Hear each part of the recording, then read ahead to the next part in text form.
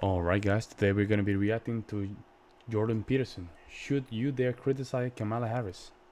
With Piers Morgan. Let's jump in. I was just watching a congressman from the U.S. today claiming that the critics of Biden after the last debate are ableist. Yeah, I saw that. mean, well, I don't even know what to think about that. It's like, I see. So now here's your theory. Your theory is that it doesn't matter whether the president of the United States is able, because all discrimination between being able and unable is a form of prejudice. And that even applies with regards to the president of the United States. And so that means that all the people who are concerned that there might be something astray with him cognitively, that we're being lied to about at a level that's almost inconceivable, are now equivalent to like KKK racists from the 1940s. And that's your argument. And by the way, in relation to the same critique of his vice president, should you dare to criticize Kamala Harris, you are de facto a racist. That Yes, Gavin Newsom said that the other day. The only reason that you would feel the need to criticize this black woman who's vice president is not that she's been completely incompetent in her job, which any impartial observer would conclude, but it has to be because of her skin color and her gender. And even though that's why she was put in the damn position to begin with. Joe Biden said publicly, I want a black woman, right? And then he gets a black woman who is massively underperformed, which hasn't helped him at all. But no one's allowed to criticize her, because if you do, you'll be called a racist. And I find that one of the laziest. That's crazy, man. That's insane. What happened to the United States that we got to a point where we can't even criticize our politicians now because we're racist? Insane. Tropes out there in modern society. It's a way of, I think we've discussed it before, but it's a way of stifling honest debate. It's a way of censoring legitimate criticism. It's a way of asserting moral superiority that's unearned. That's a lovely and actually, none of them really mean it. I mean, it is the genuine epitome of virtue signaling. What they're really, I mean, I remember for example, I remember when the George Floyd murder happened, and it was a horrific incident, of course. But I remember that soon after that, there was a Black Square Day announced on Instagram. I remember that. Everybody had to signal their virtue about this by doing a black square. Now, I'd spent the entire morning on Good Morning Britain hosting debates about the George Floyd killing and showing enormous empathy and support for Black Lives Matter and what had happened. This is very early stages, before a lot of stuff came out about the organization Black Lives Matter, which put a rather different gloss on them. But the principle that, this had been a terrible killing, that this man... Okay, Morgan, you have to get to the point, bro. You're not landing the plane. You have to get to the point, my G. Should never have been killed, that it was possibly racially motivated, all that kind of stuff. I was debating this with an absolutely open mind and being very empathetic to all these arguments. But I didn't do my black square on Instagram. And my sons got in touch with me and said, Dad, you got to do your black square. I went, why? We're getting criticized because you haven't done it. And I actually had posted a picture of a bottle of rosé wine, because I was having one in my local square, and I hadn't given any thought to the rule that I had to signal my virtue about this thing. And I then got absolutely annihilated by people saying, how dare you do this? Where is your black square? And I remember thinking, but all of you are going to go right back tomorrow morning to posting inane, self-aggrandizing photographs of yourselves on beaches or in nightclubs or in Ferraris or whatever. None of this means anything to you. Whereas tomorrow morning, I'll be back on air doing another 3 hours of debate about this to try and get the society in the world in relation to this issue back to a place of better racial justice. Now, which one is going to have a better effect on influencing people's minds? There you go, be an ableist again. Right, and that's the point, is that I found it such a trite and kind of pointless example of this cult of virtue signaling. It's worse than that. So I just finished a book, which is going to be published in November, and I walked through a sequence of biblical stories trying to explain what they meant psychologically. And I spent some time on the book of Exodus for obvious reasons. And there's a commandment in there that people misapprehend. So I think it's the third commandment. don't use God's name, thou shalt not use the Lord's name in vain. And people think that means don't swear or curse. And it sort of means that. There's a peripheral meaning that is associated with that casual use of the sacred, let's say. But that isn't what it means. It means don't claim divine virtue when you're working for your own purposes. Oh, wow. Okay. Okay. So he went a little deep there. Don't claim divine virtue. You know what's crazy? Remember when a lot of these monuments, George Floyd monuments, they got hit by a light bulb. There was a couple things. There was a couple of instances like that that really make you think, man. And the lady that got, she fainted or something happened to her because she used the name of God as a blasphemy. And she fainted. Like, a lot of this stuff that you start thinking about, man, what in the hell, bro? Like, my God is listening. Crazy to think about this, but I don't know. I just, I'm having something right now. I don't know what to say.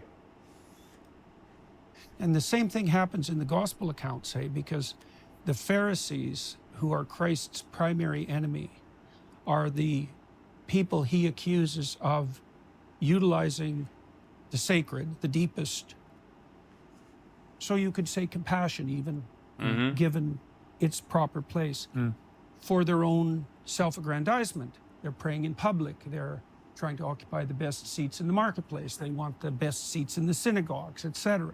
That's the accusation. And so that virtue signaling, it's not merely, it's an expression of an unbelievably deep and ignorant narcissism, right? It's part of the victim-victimizer narrative, first of all, which explains all of history with no cognitive effort. And then it's these performative gestures that make you morally virtuous, Yes. right? And one of the consequences of that, too, is as soon as you're morally virtuous like that, you get to specify the victimizer who's your enemy and tear them into shreds, and that's actually a moral act. And I mean, you saw a bit of that, you said, with the black square.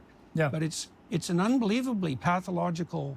But it was fascinating to me that my own children, all in their 20s at the time, that they were being contacted by friends saying, why has your dad done this picture of a bottle of wine? Where's his black square? Yeah. And they were kind of... Well, this is when Piers Morgan, he was kind of in the lefty, right? He was kind of leftoid. Well, not leftoid, but more in the left side of the equation. We like to say in Puerto Rico, it's not the same calling the devil to see him coming. The devil knocking his door. And he confronted the devil. And he now understands how the devil looks. It's not the same calling the devil, guys, that see him coming.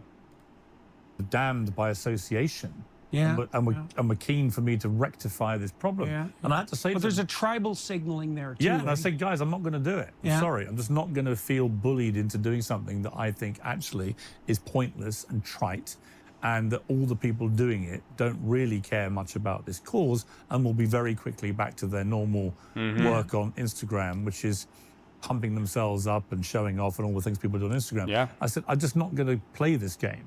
Well, there's because- no cost to doing it, right? To putting up a black square. Right. You can indicate There's no someone's sacrifice. commitment. That's exactly right. There's no sacrifice, there's no hard work. Why did you- required. There we go. There's no sacrifice. There we go. Because it's the lowest denominator. It's the lowest common denominator. It's the lowest hanging fruit. There's no sacrifice. He's right. Sacrifice is that. Well, because I think that to really support a cause, whatever to that cost cause you. may be, at some point you have to show a bit of sacrifice to that cause. You have to commit time or money or resources or whatever it Something. may be to Reputation. support reputation, put your head over the parapet. Yeah. There has to be an element of risk and an element of sacrifice. Now, Yeah. if all you're doing is following the hashtag trend of the day, there's no sacrifice, there's no risk taking. In fact, it's the It's the opposite. reverse, yes, It's actually exactly. more courageous to say, I'm not going to do that. What I'm going to do is I'm going to do this. And it's a far more tangible and effective way of trying to get racial injustice to a better place, which everybody should share that desire. And I just feel that it comes back to what you said earlier about the victimhood generation. The one common theme of the people who play that victim card all the time is they almost never show any sacrifice for anything. It's all about themselves. Mm-hmm. It's all about He has a good how point. can I get pity? How can I be showered in sympathy? How can I become almost famous for failure? This is a good example. Remember that Hollywood video? All these Caucasians doing the video, and I think they were apologizing. That was stupid. Like, why would you do something like that? Well, what's the catch? And then on top of that, they were trying to cry. This is all the virtual signaling stuff. And celebrated for it, rather than the way I was brought up, which is you celebrated success, you drowned your sorrows with failure, and you didn't let it take you down or destroy you, and you dusted yourself down and got back on with it. But the idea of celebrating failure, the idea of celebrating coming last at the school sports day, the idea that everyone had to get a participation prize, even if they were terrible at something. No, Right. I wasn't very good at athletics at school. I was very good at cricket. I was one of the best cricket players aged 12 in the country. And my dream was to be a professional cricketer. I never made it. My other dream was to be a journalist. I made that. But I was terrible at athletics. My two brothers were brilliant at athletics. They used to win everything. But I used to always win the non-finalist race. And I was very happy about that. Because I said to my... What is that? Well, so everyone who didn't win a race got put in the non-finalist race. So you were the kind of lepers with the most fingers, right? For want of a crass phrase. And the point was that you were competing against other losers, but you could still win something. And I thought, I'm going to be the best loser because I'm crap at this. I can't really run or hurdle or throw javelins or anything like that. But I can beat this lot. And I was proud of that. But I never mistook it for actual glory or winning. And I think people that, I see people on social media that say, I'm so proud of myself. I just passed my driving test at the 11th attempt. And I'm like, why would you want anybody to know that? Why would you want anyone to know that you're so completely clueless at driving? It took you 11 attempts to pass your driving test. And what do you want me to do? Do you want me to send you champagne? Do you want to, do you want to be trending number one? Yeah, well, they probably want champagne. 11 times is kind of rough. I'm not gonna lie, it's rough. Around the world for being the worst driver in the world. What are you celebrating here? If you passed your driving test at the 11th attempt, I'm pleased for you, but I'm not proud of you. This is not something that should instill pride in you. And I think that's where society's so warped now. We celebrate failure. We also celebrate pride. And pride. Like formally. Yeah. Right, exactly. Yes. And we also, we've started to feel bad about winners. We don't really feel comfortable with winners anymore, especially if they're a little bit self-confident. And yet I think they're the best possible role models out there. People that can perform in the cauldron of great sport or entertainment, whatever it may be. I watched all the sort of jealous sniping about Taylor Swift, for example. And then I went to her concert at Wembley. Absolutely mind-blowing experience. It's not because she's the best singer in the world or the best dancer or the best actress or the best pianist or the best guitarist, even though she does all those things. It's just I've never seen an audience so at one with the performer where she gave them what they wanted. 3.5 hours of banging hits on a massive stage with huge theatrics. Every kid there, including my 12-year-old daughter, had a fantastic time. But the sniping, she doesn't sing every song live. She's this, she's that. She's written all these songs herself. She's grossing $2 billion on this tour. Pro rata, the biggest tour in the history of music. Bigger than the Beatles when they played Shea Stadium. And yet the natural reaction of a lot of people is to snipe, whilst pretending. You can almost bet they all have #BeKind in their ex bios. In other words, I'm a really kind person. I'm a tolerant person. I'm a nice person. And I'll destroy any of you fascists who deviate from my woke worldview. But when it comes to Taylor Swift, I'm going to bitch all over her. I'm going to trash her. I'm going to be envious and resentful and jealous. What the hell? And all these things. What the hell he's talking about right now? He just went to a rant there. I'm like, what in the hell he's talking about? Daughter, Taylor Swift. I don't know. which flies completely in the face of what they're pretending to be. And it's that Well, Piers, I think you need to get it together, man. I don't know what the hell you're talking about again. Well, when it comes down to Kamala Harris, no, do not feel fear. Go with the truth. We need to criticize her. She's not good. We all know that she's not good. Well, not all, but those that are being, if you've been following politics very closely, you know that very well. You know very well she's not good. She's not good. She's literally the definition of a mediocre politician that's put there just to win an election. I mean, she doesn't